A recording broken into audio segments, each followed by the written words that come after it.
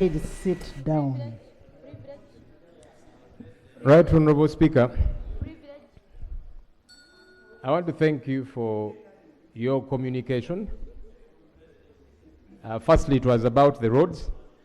I'm glad that we are on the same page even with colleagues now. A couple of months ago, Honorable Speaker, we were here talking about the shambolic state of our roads in Kampala and different parts of the country. Some colleagues said we were politicizing these matters, but the reality is that our roads are in a mess.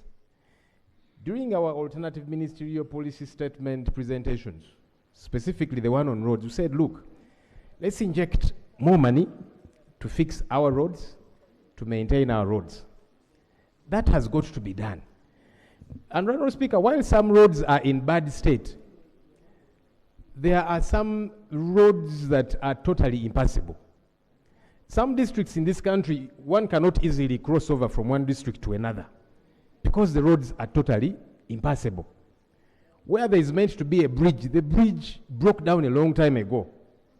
And so there is a total disconnect between one district to another. We need to fix these issues. When we talk about them, colleagues, stop saying this is politics. It is not politics, because we are all affected. We hope that government will wake up to the reality to fix these issues. Honorable Speaker, I want to again join you in, I don't know whether to congratulate colleagues that went through their processes successfully. And the reason is we are waiting for them around the corner. So enjoy that win while it lasts, because we are surely waiting for you around the corner. But I also want to commiserate and console those that did not make it. May the good Lord strengthen you.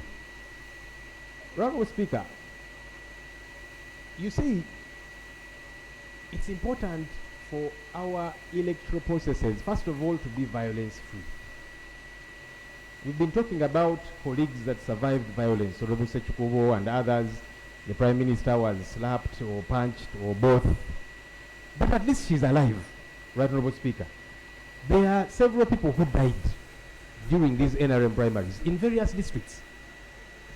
And we are yet to see justice prevail. You know, many times people die, people are killed, and we easily move on. This has got to stop. And so for me, I condemn this. Even though those that died are NRM supporters, they are Ugandans.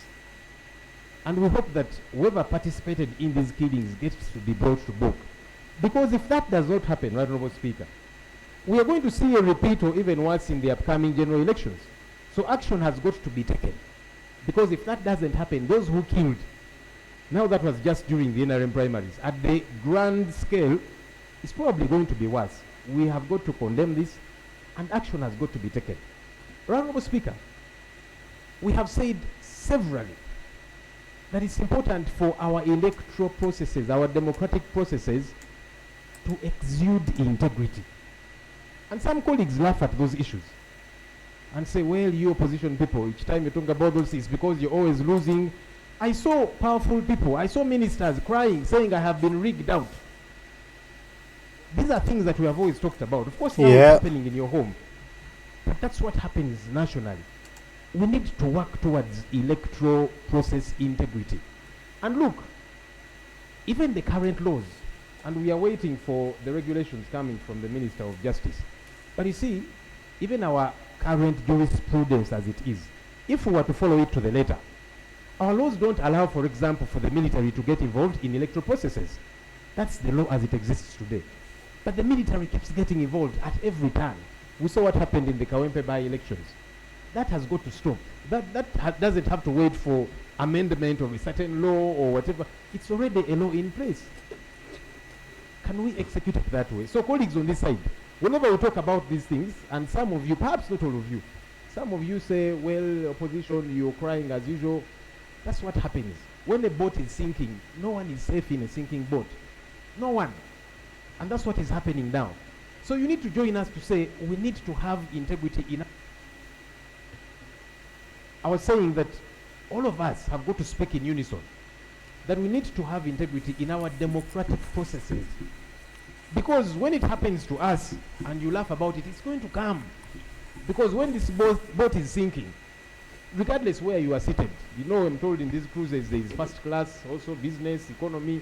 Even if you're in the business of first class of that sinking boat, you will sink. The minister is asking for clarification. With the speaker's permission, I can take the clarification. Yes, let me take it. Right, Honourable Speaker, I want to thank the Lord for giving me this opportunity to seek clarification. He has kept on alluding on a boat which is sinking. Can I get to know from him, is it the NOP vote? A NOP boat? Yeah. I can clarify. The primaries where people have been killed, including members here being bruised, were NRM primaries. Honourable members. So I think I've clarified. Thank you, Honourable Speaker. Honourable members will not discuss issues, as I said before, the internal processes. Now, the internal processes, leave it to the party. Yes, Honourable Board. Oyo wamita lopu Joro Ssenyonyi. Akubye ku mutwe